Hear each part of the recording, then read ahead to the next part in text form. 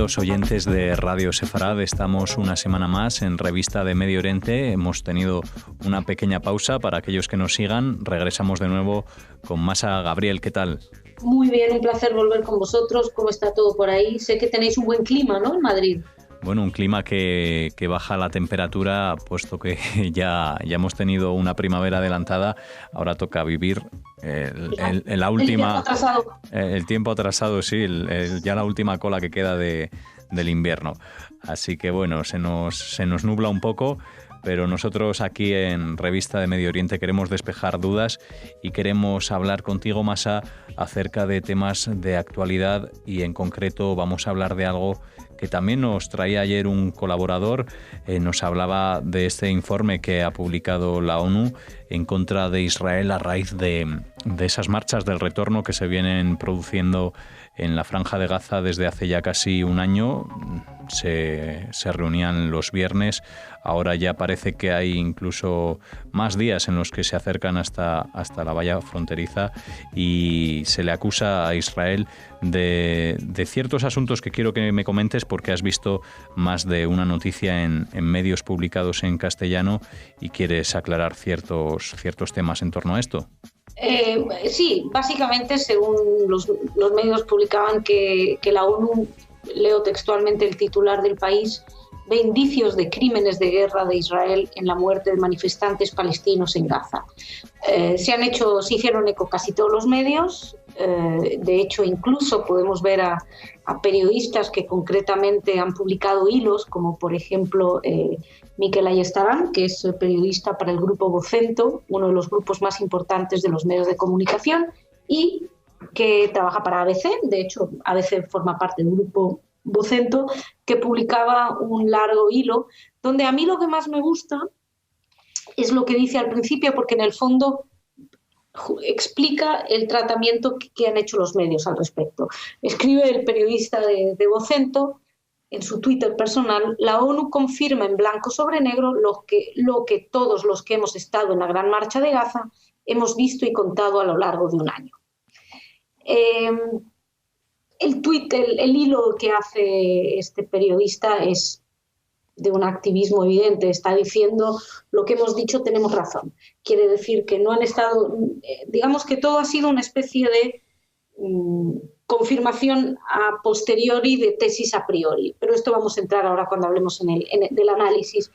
El análisis que hace el periodista dice que omite los ataques de francotiradores palestinos, no explica que se camuflaban entre los manifestantes, obvia hablar de que los propios dirigentes del grupo Hamas han reconocido públicamente que la gran parte de los mártires pertenecían a Hamas, que es un grupo terrorista, insisto.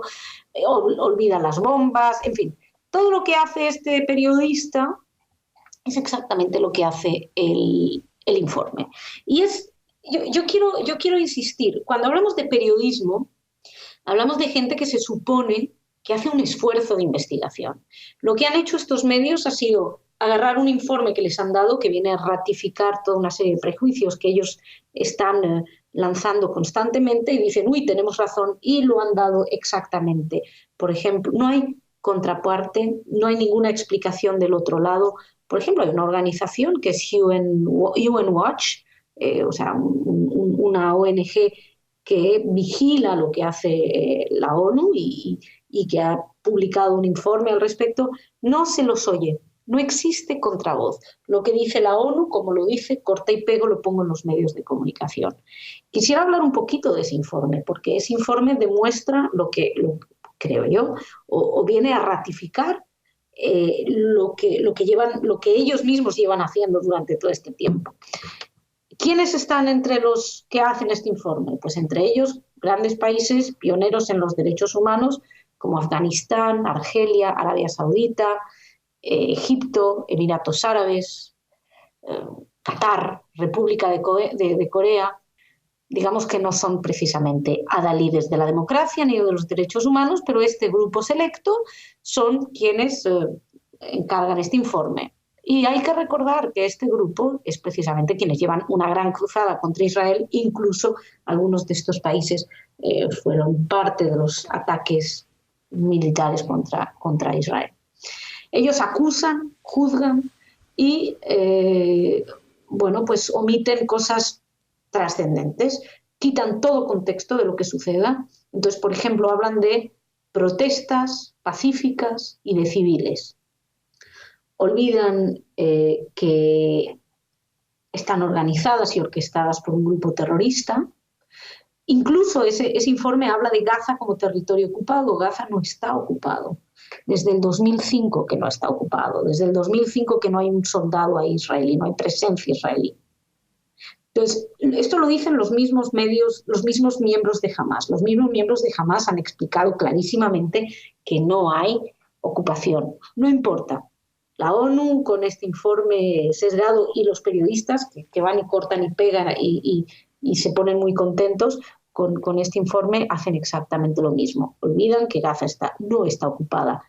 ¿No debería un periodista objetivo decir, también buscar un poquito la contravoz y explicar estas cosas?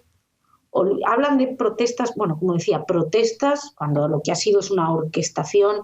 Hablan de que son pacíficas, cuando, insisto, ha habido incluso muertos israelíes, hay ataques, ha habido misiles, más de 1.000 cohetes y misiles contra población civil israelí.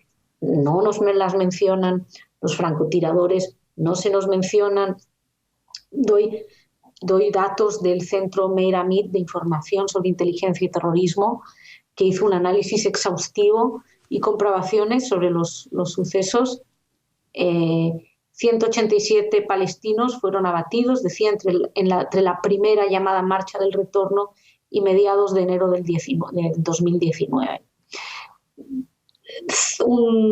Del análisis de los fallecidos, 150, o sea, estamos hablando del 80%, estaban vinculados a organizaciones terroristas.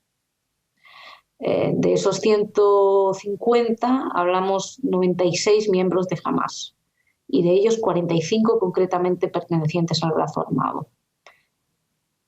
La ONU no dice nada, los medios de comunicación no dicen nada.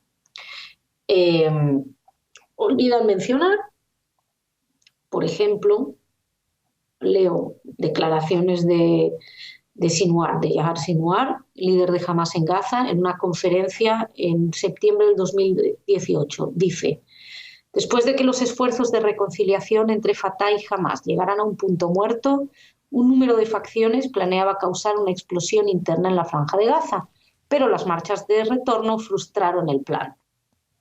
O sea, estamos hablando de orquestación de esas protestas. También dicen que, decía también Sinwar, en abril, derribaremos la frontera y les arrancaremos los corazones de sus cuerpos. Suena muy pacífico, ¿verdad? Se pagó a manifestantes para que fueran a manifestarse. Se empleó escudos humanos, mujeres, niños, otros civiles. Se ocultaron combatientes entre aparentes manifestantes civiles. Hay imágenes donde se los ve mandando a niños a tirar, a tomar la frontera. Todo esto ha sido ocultado. Que lo oculte la ONU, que es un organismo ya que sabemos todos que no tiene mayor, digamos, ya no estamos hablando en ningún momento de derechos humanos, estamos hablando de intereses políticos espurios, incluso omiten, vamos, llevan... Escribía Marcelo Huío que se han convertido en una truculenta ironía por su instrumentalización, y creo que no hay mejor manera de definirlos. La parcialidad rotunda con la que analizan a Israel y los hechos que suceden. Recordemos que se negaron a condenar los actos terroristas de Hamás. Es decir, que esto lo haga la ONU, dices, ok, pero que no haya un periodista, que haga su trabajo, que entreviste a la contraparte, que hable con alguien que pueda dar otra versión. Eso es descorazonador, y no ya por una cuestión de Israel o de la ONU, sino por la propia profesión. ¿En qué la están convirtiendo? En monotemas. Solamente hay una idea y todos vamos monoideológico, vamos a transmitir esta idea. Y te digo, no falta información. Basta abrir Internet. Ni siquiera tienen que hacer ni siquiera se les está pidiendo que salgan de su casa. Se les pide que investiguen un poquito, que se supone que para eso están los periodistas, ¿no? O solamente para copiar los discursos propagandísticos establecidos. En este caso, además, como decíamos desde el inicio, se va a cumplir un año de estas marchas del retorno. ¿Podía ser más ambigua o más escasa la información acerca de estas manifestaciones? Pero desde luego hay hemeroteca, ¿no?, donde buscar. Por supuesto. Y aparte de la hemeroteca, vayamos simplemente al corazón de esto. Tú lo has dicho, marchas del retorno. ¿Qué significa el retorno? ¿Por qué ningún medio se ha tomado el trabajo de explicar qué significa el retorno? El retorno no existe el derecho, por cierto, es un invento, no existe un retorno, un derecho al retorno. Es una crisis que fue provocada por una guerra de agresión lanzada por los Estados árabes. Los Estados árabes lanzaron una guerra de agresión contra el flamante Estado judío, contra Israel. Y ahí se crea la crisis de los refugiados. Hay unos 700.000 refugiados árabes que se marchan por diferentes motivos, algunos son expulsados, otros siguen los mandatos de sus líderes que les llaman a que se vayan, en fin. También hay 800.000 refugiados judíos, por cierto, que son también que huyen de las masacres, de los pogromos y de las persecuciones de los países árabes. Los 800.000 refugiados judíos llegan en su gran mayoría a Israel, se instalan. ¿Qué ocurre con esos refugiados palestinos? Gracias a la UNRWA, de la que podemos hablar en la semana que viene si queréis, gracias a la gran labor de la ONU precisamente, y de los árabes, de los países árabes, que es lo que estaban buscando, convierten a estos 700.000 refugiados a lo largo del tiempo en 5 millones. Porque, a diferencia del resto de los refugiados del mundo, la condición de refugiado en el caso árabe o palestino concretamente es hereditaria. Esto no pasa con ninguno. Entonces, de repente tenemos 5 millones de refugiados. ¿Cuál es la marcha del retorno? ¿Qué es lo que cuando hablan de retorno, lo que quieren es que 5 millones de lo que llaman refugiados entren en el Estado judío? Es decir, el objetivo declarado abiertamente por todos ellos es que no haya más un Estado judío. Las marchas del retorno, que nos intentan vender como algo pacífico, tiene como finalidad que los judíos no puedan tener su propio Estado. Eso de pacífico es bastante, que se conviertan en una minoría, porque la idea es que el judío vuelva a ser minoría. Esto es lo que están persiguiendo. Entonces, la destrucción de Israel como tal, yo lo veo bastante violento, no sé por tu parte, pero a mí me parece que vender eso como algo pacífico es tergiversar los hechos, es mentir y es no tener ni idea de lo que están hablando.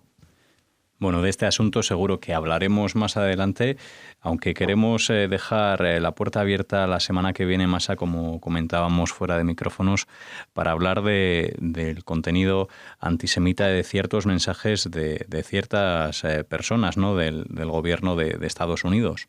Bueno, no del gobierno, sino miembros políticos, pero espero que podamos hablar la semana que viene. Hay mucho revuelo aquí con algunas declaraciones que son típicas declaraciones antisemitas, donde se acusa a los judíos de tener doble lealtad, pero quiero tener un tiempo para poder analizarlo con más detenimiento y hablaremos de ello, sin duda. Espero que podamos hablar la semana que viene de ello. Bueno, así lo esperamos y seguro que también nuestros oyentes hablar de esos comentarios que, como decía Masa, no miembros del gobierno, pero sí de la oposición, o al menos que están en partidos políticos dentro de Estados Unidos y que se suman a todos los actos antisemitas, de alguna forma, no siendo actos concretos como los que comentábamos estas pasadas semanas aquí que se han desarrollado en Francia, Francia, también hablábamos de Estrasburgo a principios de esta, pero son asuntos que incitan al odio y que se suman a todas estas acciones que al fin y al cabo generan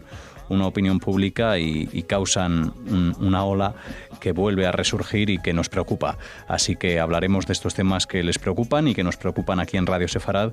Volveremos contigo, Masa, como decíamos, aquí en Revista de Medio Oriente. Gracias. Muchas gracias.